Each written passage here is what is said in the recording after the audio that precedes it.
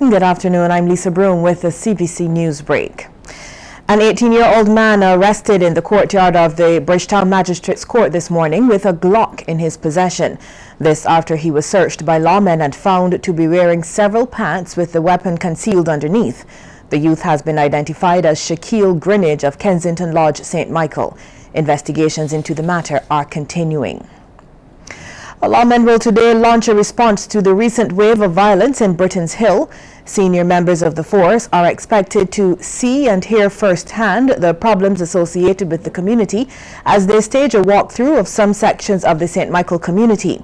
Police Public Relations Officer, Acting Assistant Superintendent David Welch says the walkthrough was slated to get started around 3 this afternoon from Valerie. Recent shootings, 2 of them fatal, not only occurred in quick succession, but are reportedly linked to young men associated with or in the Britain's Hill area. But commenting on the police action, Government Advisor on Social Policy, Hamilton Lashley, believes the police walkthrough will produce little results. Although he welcomes the move, Mr. Lashley wants the community arm of the Royal Barbados Police Force strengthened. Working in harmony with the Barbados Youth Action Program and the community leaders across Barbados so that we can bring about that national stabilization in the communities across Barbados. I still humbly believe that for too long these communities have been marginalized, stigmatized and bastardized, and the press has a great deal to do with it because of course and the business sector in Barbados, instead of working the process towards empowerment and investment, they have this investment and empowerment reserved for a chosen few elitist groups in this country, which is a very wrong thing. I'm not trying to find excuses for foolishness happening by some lawless people in the community, of course not. Concerns recently expressed about the importation of chicken wings will be discussed at the ministerial level soon. That's according to Commerce Minister Donville Innes. His comments followed an outcry from the local farming community after an entity other than the Barbados Agricultural Development and Marketing Corporation, or BADMC, reportedly brought in a large quantity of wings recently.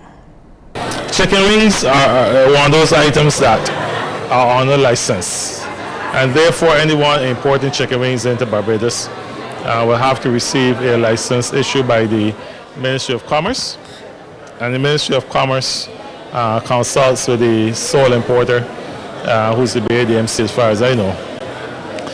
I was out the island for the last 10 days and I've been made aware of some issues around importation of poultry into Barbados. As a matter of fact, James Paul, acting in his capacity as the head of the Barbados Agricultural Society, did call me and raise an issue prior to my departure.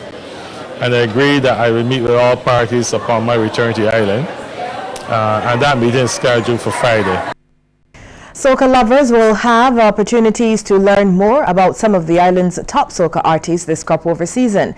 It comes as the organizers of the Sand, Sea and Soca event have increased the number of shows from every other week to weekly. Co-producer Shari Pollard says the increase was necessary in light of the demand from patrons. Last year we ended up having 5.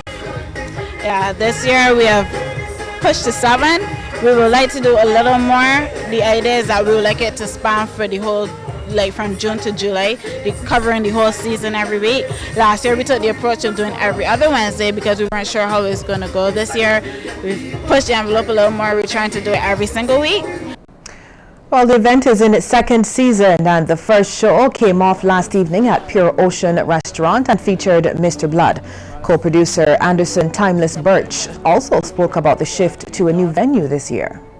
Last year we kind of grew out of Wisers. Wisers is a nice cozy spot, but we realized that every week we ended up having people standing and people couldn't even see the stage and stuff like that. So that kind of encouraged us a bit that we needed to expand the show. It kind of grew faster than we thought it would, and Pure Ocean decided to come on board and say, you know what, we're going to give you our space.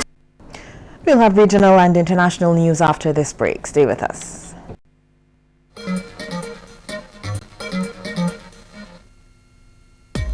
Hi, I'm Anthony Headley, Acting Director of the Environmental Protection Department. The theme this month is Protecting the Environment, Plant a Tree. For me, protection of the environment means protecting our health, protecting the livelihoods of our fisher folk and the tourism workers. If protection of the environment is done continuously, it will result in a sustainable economy for the island. I pledge to continue advocacy for the protection of the environment and particularly the marine environment. Go to the 50 Barbados I Pledge Facebook page and make a pledge to protect our environment and plant a tree. Minding Your Business, brought to you every Monday during the CBC Evening News at 7.